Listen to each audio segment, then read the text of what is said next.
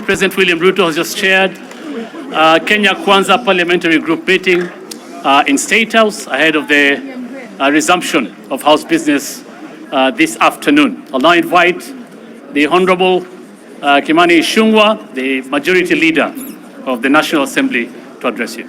We shall resist any attempts by the opposition to force or to blackmail government to implement policies that have failed. And particularly, because Emmanuel, I think you're the one who has asked about the issue of unga going to 100 shillings. You will remember, there's a gentleman from NTV. You will remember there was no unga that was available to Kenyans at 100 shillings. You will also recall the former Cabinet Secretary Agriculture, Peter Munya, asserting that the subsidy program for unga was unsustainable and was called off way before the election. You're also aware that the same program has been questioned by none other than the Auditor General and the Comptroller of Budget. That the subsidy programs that they are now trying to blackmail government to reinstate were programs that were designed to loot billions of shillings from the Kenyan people. And that is why we have asserted as a parliamentary group that we shall support the government's policies towards subsidizing production to enable cheaper food land on the tables of Kenyans. Two, the other issues I think that listening to our colleagues in the opposition is issues that we have stated that we want to adhere, and we have called on them in our statement to also to adhere to the rule of law and the Constitution. They are asking us to open servers. This parliamentary group has asserted that we have no key to any server other than the key to open the economic servers to reinstate our economy to where it ought to be. On IEBC servers, that matter was well addressed by the Supreme Court. The opposition is within its rights to seek a review under the Constitution and under the law from the Supreme Court on the issue of any servers that they think was not done by the Supreme Court. They can go back to the same Supreme Court. On the reinstatement of the Cherera 4, there are no provisions under any law or under our Constitution to reinstate officers, public officers who have voluntarily resigned from public office, or those who have been removed from public office, as the case was by for Commissioner Masit. And I think on the cost of living, we were clear. We shall support the government's policies that are what we sold to the people of Kenya when we went around the country campaigning. And we sold policies to the people of Kenya that the people of Kenya agreed with by voting for the Kenya Kwanza government. Therefore, the failed policies of the last regime cannot and shall not be forced on either government or the people of Kenya, because the people of Kenya rejected them in the elections. Thank you. I think we are good.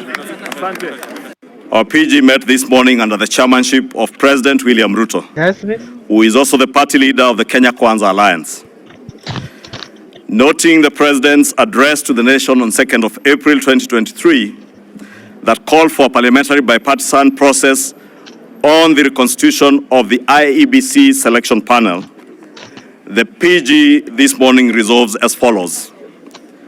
1, the parliamentary group agreed with the President on the need to govern the country in accordance with the Constitution and the rule of law. 2, appreciating that the Constitution of Kenya gives Parliament the singular mandate of resolving all issues that are of concern to the people of Kenya.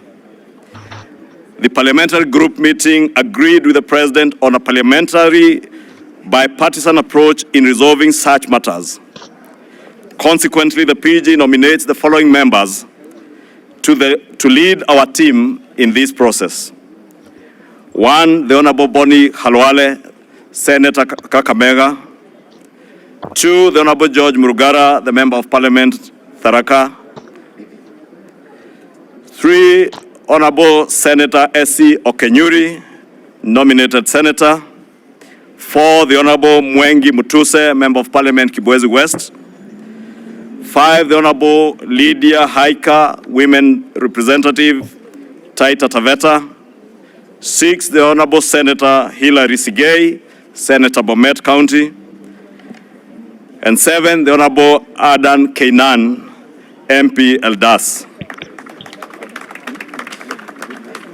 The parliamentary group reaffirms our commitment to the rule of law and constitutionalism and appreciates the role of the opposition to oversight and criticize government. However, as a PG, we affirm our support to the efforts by the government on policies that are geared towards stabilizing our economy, lowering the cost of living, and creating jobs. However, as a PG, we affirm our support to the efforts made by this government on policies that are geared towards stabilizing our economy, lowering the cost of living, creating jobs and incomes for majority of our people, and ensuring inclusive growth, because that is a contract that the Kenya Kwanza Alliance signed with the people of Kenya.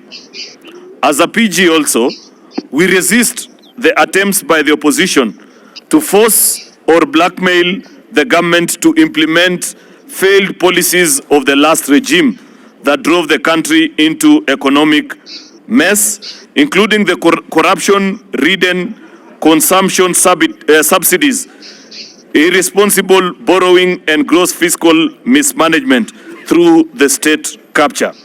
We particularly support the government's policy of subsidizing production rather than consumption, and the prudent fiscal management within a framework of managed debt levels.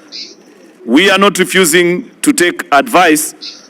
We will listen to every Kenyan, but we find it rather difficult to take advice from the very people that put us in the mess we are in today. In reaffirming our commitment to the dictates of the Constitution and the rule of law, this PG today has directed our team nominated in this bipartisan process to strictly adhere to our Constitution and the established laws of the land in addressing the reconstitution of the IEBC panel, as was communicated by His Excellency the President on Sunday, the 2nd of April, 2023. Finally, we equally call upon our colleagues in the opposition to adhere to the rule of law and constitutionalism and pursue all issues of concern through established institutions under our Constitution. We thank you.